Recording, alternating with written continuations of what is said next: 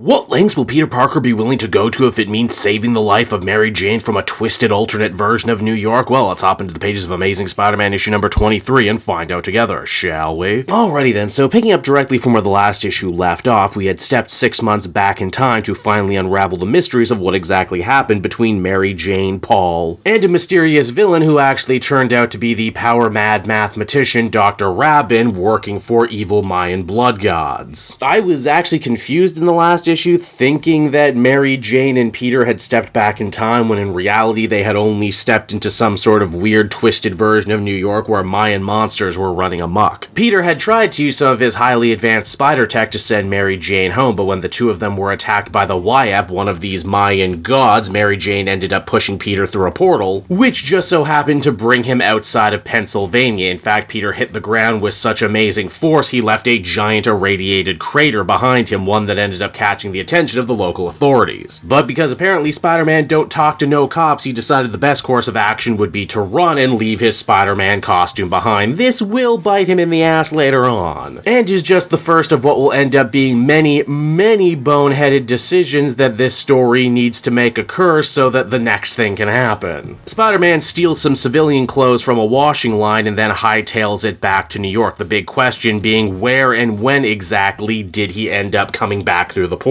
Surprise, surprise, even though him and Mary Jane were in Twisted Mayan world for about a week, he's returned only a couple hours after they left. Again, how did I just know this story was going to deal with some sort of weird kind of time compression? Pete's first port of call is naturally the home of Aunt May, who we discover is still getting calls from debt collectors about Spider-Man's unpaid medical bills following the end of the Beyond saga. Peter is absolutely inconsolable, rushing to try and save Mary Jane at all costs and coming off like an absolute insane person to everyone around him. Making matters worse is that Peter ends up coming face to face with Norman Osborn. Again, this is Norman post having his sins taken away by the Sin Eater, but before becoming the Gold Goblin and coming close to earning Peter's trust again. Naturally, Spider-Man freaks the hell out to have the Green Goblin hanging out in the apartment of his aunt and attacks Norman, which again does not do him any favors, looking less crazy. He then leaves that scene behind to try and look up the Fantastic Four, the idea being if Spider-Man can get inside Reed Richards' lab, then he can use his amazing tech to try and get back to wherever Mary Jane is and rescue her. Of course, as far as Johnny Storm and the Thing are concerned, it looks like a haggard Spider-Man tried to break into their home and steal a bunch of stuff. A Spider-Man who also just refuses to explain why he's in such distress right now, saying that there's no time, even though these are his superhero friends, and if anyone could ever possibly understand what's going on right now, it would be them. Of course, because this is a story so lacking in actual drama, it needs to go out of its way to artificially create some. Mainly by having all the characters act completely stupid and unreasonable with one another. This also answers the big question as to why Spider-Man not only seemingly broke up with Mary Jane in the missing 6 years, but also managed to piss off the entire superhero community. It's also not like the Fantastic Four are being unreasonable in this situation. Hey Peter, you don't seem like yourself right now. It's not like we don't live in a world with a bunch of shape-shifting aliens and Skrulls and chameleons, or that like Dr. Octopus stole your body and walked around in your skin for like a year. So no, we're not just gonna let you into Reed's most holy of holy places. When the Thing and Human Torch refuse to help him, Spider-Man freaks out and leaves. It's also here we discover that Homeland Security is actually hot on Spider-Man's trail after finding his uniform in that crater alongside a bunch of extraterrestrial radiation, which honestly probably shouldn't be a huge deal for the Marvel Universe, considering aliens and robots and magic are just part of everyday life here. But again, if we don't force this story to happen, then it's just not gonna happen, so I guess we have to force it. Peter ends up coming face to face with Captain America, who is trying to calm down the whole situation. Steve is probably the most sympathetic to Spider-Man's plight, saying he knows when a soldier is in trouble, and that Spider-Man is most definitely in trouble, but instead of calming down for a minute and explaining what's going on to, again, the most sympathetic, understanding person in the world in Steve Rogers, Spider-Man just decides to hit him after Captain America refuses to take him to T'Challa's lab or some other super science center. Seriously, is this supposed to be endearing that Peter loves Mary Jane so much he's willing to burn every bridge with every super friend he has just to try and save her? Because if so, it's definitely having the opposite effect. I would like to imagine that Mary Jane, who willingly sacrificed herself so Spider-Man could return home, wouldn't want to see him acting like such a total knob end, but hey, here we are. Ultimately, Peter decides that if none of the heroes will help him do the super science that he needs to rescue Mary Jane, then he's going to have to look up an old enemy. Yep, that's right. When all else fails, he goes to Norman. I mean, he did say he would try and do anything to prove to Peter that he changed, and I guess if that means doing some sort of under-the-table super science between dimensions, sure, why not? And it's on that disappointing note right there the comic comes to a close. So that was Amazing Spider-Man issue number 23, everybody, and overall I think I've been pretty kind and accommodating to this story, giving it time and space to play out. Happy that if for no other reason it actually felt like something was happening in my Spider-Man story for a change and that there was actually some forward momentum. Yeah, this issue stops that completely. This whole issue was an absolute slog to get through from top to bottom. Hell, I'd say it's damn near as bad as Dark Web, completely filled with characters not acting like themselves, and just contrivance after contrivance to try and move the story forward. It also just doesn't make Peter look good at all. I'm sure at some point the idea was for him to be some hopeless romantic who, you know, is so in love and so trying to save Mary Jane that he doesn't have time to explain anything to anyone and that that's supposed to be endearing. But it's not. It makes him look stupid. It would be one thing if a younger, less experienced Spider-Man did this sort of thing, but Peter Parker is not a child. He is a man. He's been a superhero for most of his life. He should be able to explain himself, especially to other superheroes who are actively his friends. Basically, we have a story here where Peter burns a bunch of bridges for no reason. This issue also left me with the horrible realization, too, that they've pretty much now answered all of the hanging questions that have been here in the Wells series since the very beginning. How did Mary Jane meet Paul? Well, we know it was another dimension. Who is the mystery guy from the end of the Spencer run? It was Dr. Rabbit. Why was Peter in that crater? He got sent through a portal. Why were all the other superheroes in New York mad at Peter? Well, because he was acting like a dick here. What did Norman help Peter with, and what secret do they share? Well, now we know Peter went to Norman for help. In fact, we can basically tell what happened with the kids, too. I'm sure by the time Peter actually does find MJ, her and Paul will have lived a whole life together because of time compression. And now that I finally have the answers to all of these questions, I can now 100% beyond the shadow of a doubt say, yeah, it was not worth the wait. But not only was it not worth the wait, this issue was absolutely no fun to read. And lastly, a story this disappointing and poorly constructed should also probably not have been this needlessly complex as well. Maybe they thought if they included a bunch of time travel and Mayan gods and super technology, it would distract us as the reader, but it certainly didn't distract me. Overall, I would give this one a 4 out of 10. This and Dark Web really do stand as perfect encapsulations of everything I do not like when I read comic books.